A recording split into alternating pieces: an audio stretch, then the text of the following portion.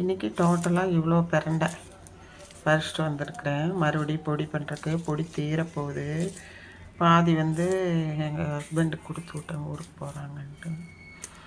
அதனால் இதில் வந்து ஒரு சிலது வந்து வேரோடு இருக்கிறத வந்து பதியம் போடலான்ட்டு. பதியம் போட்டோம்னா இங்கே கொஞ்சம் தொட்டியில் தண்ணிக்குள்ளாரே வச்சுக்கலாங்க, கிச்சன் அவுட்லெட்டில். அதுதான் நான் யோசிச்சுட்டு இருக்கிறேன். அதுக்கு தான் இவ்வளோ பறிச்சுட்டு வந்திருக்கேன்.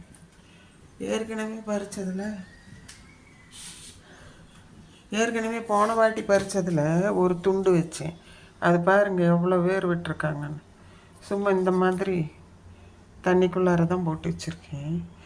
கொஞ்சம் கல் போட்டு தண்ணி ஊற்றுனீங்கன்னா பிரண்டை வந்து கிச்சனோட ஜன்னல்கிட்டேயே நல்லா வரும். நீங்கள் நினைக்கிற மாதிரி வெயில், கடுமையான வெயில் அதெல்லாம் இல்லை.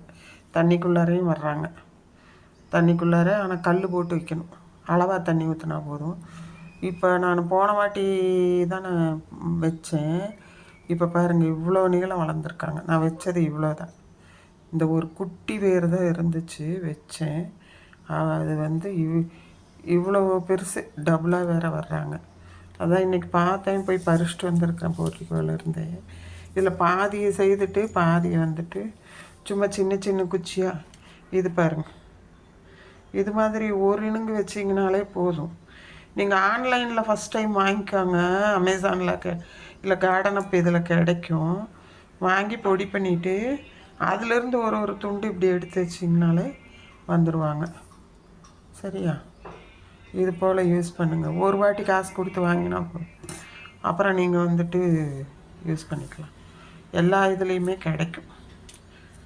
எனக்கு வந்துட்டு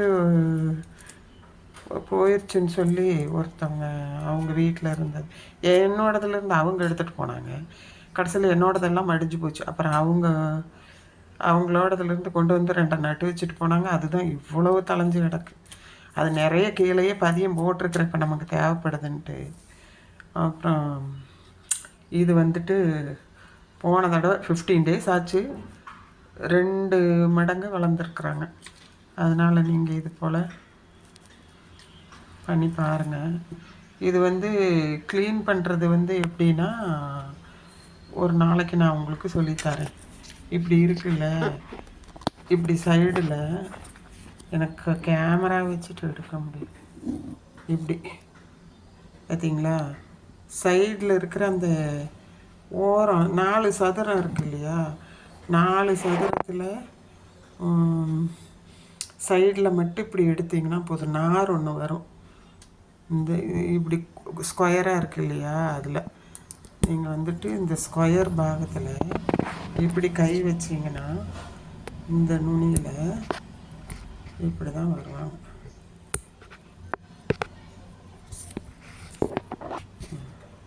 பாரு, இழுத்தாக வந்துடுவாங்க. பீன்ஸ் நார் மாதிரியே வருவாங்க. இந்த நாரை மட்டும் நீங்கள் எடுத்தீங்கன்னா போதும். அது எடுக்காமல் போடக்கூடாதுன்னு எங்கள் அம்மா சொல்லுவாங்க.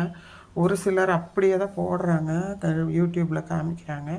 நாங்கள் வந்து இது போல் சுத்தம் பண்ணிவிட்டு அப்புறம் பீஸாக கட் பண்ணிவிட்டு நல்லெண்ணெயில் மொறுன்னு வறுக்கணும். உப்பும் போட்டு வறுக்கணும், இல்லைன்னா இது சட்டுன்னு தெரிக்கும். அதனால் உப்பையும் போட்டு வறுக்கணும். பார்த்தீங்களா, சைடு தான் க்ளீன் பண்ணணும். இந்த மாதிரி 4 ஓரம் க்ளீன் பண்ணாமல் யூஸ் பண்ணாதீங்க. அது வந்துட்டு ரொம்ப என்ன சொல்கிறது, அரிக்கிற மாதிரி இருக்கும். எப்படி சேனக்கிழங்கோ அப்படி அரிப்பு மாதிரி இருக்கும். அதனால் வந்துட்டு இந்த சைடு 4 சைடு க்ளீன் பண்ணிவிட்டு நீங்கள் கட் பண்ணி போட்டுக்கலாம். சரியா? இதில் போட்டு வச்சுருக்கிறேன். இதெல்லாம் வந்து மெடிசினல் ப்ராப்பர்ட்டிஸ்னு யாருக்கும் தெரியறதில்ல.